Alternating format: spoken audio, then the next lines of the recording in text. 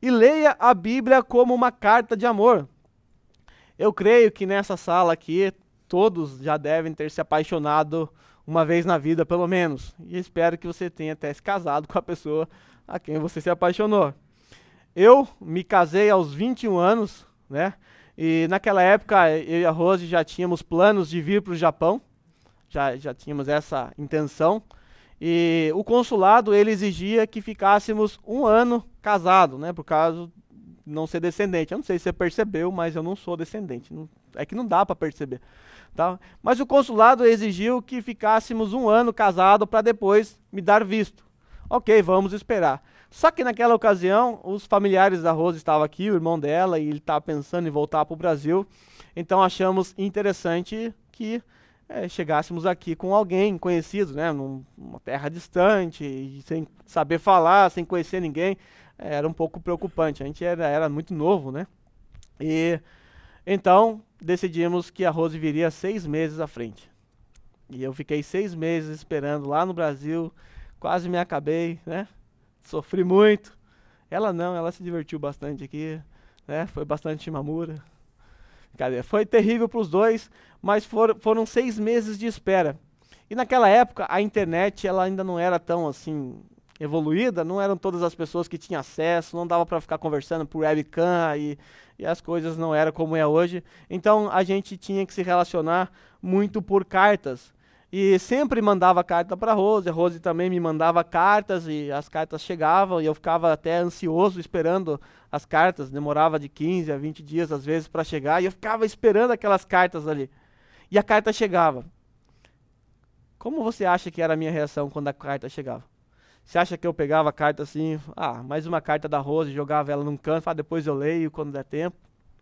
Você acha que eu abria a carta, lia um trecho da carta, querido Glauber, depois eu leio o resto? Você acha que é assim que eu me comportava diante da carta dela? É claro que não. Eu, como um leão desesperado, dava um tapa na orelha do carteiro, pegava, dá minha carta aqui logo, já abria aquela carta, já lia, e lia inúmeras e inúmeras vezes aquela carta. Na época eu era enfermeiro particular, então tinha muito tempo, né? Eu ficava a maior parte do tempo sentado, tinha tempo para ler, então eu levava as cartas, tinha uma caixa de carta que tem guardado até hoje, e eu ficava lendo as cartas antigas, as cartas novas. Por que que eu tinha esse relacionamento com essas cartas? Por que eu tinha essa admiração com essas cartas? Pelo simples fato de que ela foi escrita partindo do punho da pessoa que eu mais amo. Ganhei um ponto com a minha mulher lá no fundo. Ela veio dos punhos da pessoa que eu mais admiro na face da terra. Então, por causa disso, meu respeito com aquelas cartas, meu desejo, meu anseio de ler aquelas cartas e ler repetidas vezes, eu até podia citar de cor trechos da carta de tanto que eu lia. Era uma forma de matar a saudade, vocês sabem como é que funciona, quem já se relacionou por carta sabe como é que a coisa funciona. Então, a maneira como nós nos relacionamos com a palavra de Deus diz respeito à maneira como nós enxergamos Deus. A maneira como nós olhamos Deus. Se você realmente ama Deus, é fato que você vai amar, admirar a palavra dele, lendo como se ela fosse uma carta de amor. De certa forma, a Bíblia é uma carta que Deus enviou para que você aprendesse sobre ele, para que você aprendesse diretrizes a ponto de você ser conformado à imagem e semelhança de Jesus Cristo. Eu quero ler aqui na página 72 do livro, se você tem, pode me acompanhar. Se você não tem importância, não precisa, só preste atenção no que eu vou ler aqui.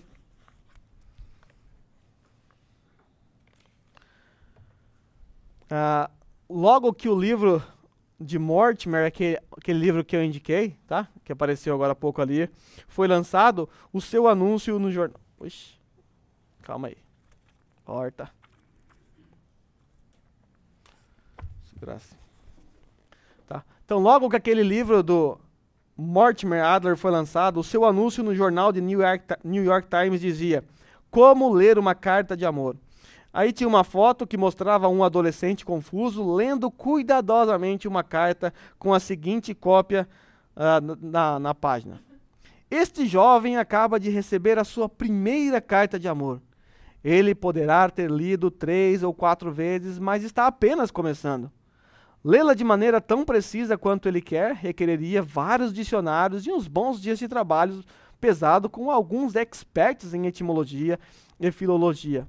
Entretanto, ele vai passar bem sem isso. Ele irá ponderar sobre as exatas graduação do significado de cada palavra e de cada vírgula. Por exemplo, ela iniciou a carta, querido John. Pergunta-se a si mesmo, uau, qual o exato significado dessas palavras? Será que ela teria se abstido de dizer queridíssimo John por ser retraída? Meu caro talvez teria soado formal demais? Ora, talvez ela dissesse o querido fulano para qualquer pessoa. Então, uma ruga de preocupação agora aparece em seu rosto, mas desaparece tão logo que começa a pensar na primeira frase. E diz assim, certamente ela não teria escrito aquilo a qualquer um. Assim, ele traça o seu caminho pela carta e no momento flutuando jubilosamente numa nuvem, no seguinte, miseravelmente em apuros. Causa mil dúvidas em sua mente, ele poderia até citar de cor os trechos que ele leu. Na verdade, ele irá o fazer pela semana a seguir. Então, o anúncio conclui. Se as pessoas lessem livros com 1/5 da mesma concentração, seríamos uma raça de gigantes mentais. Ou seja, se nós lêssemos a Bíblia com a mesma concentração, nós seríamos gigantes espirituais. Então leia a Bíblia como uma carta de amor. Pense nisso, Deus queria se comunicar com você hoje, e ele escreveu isso num livro. Agora eu quero dar um teste de leitura.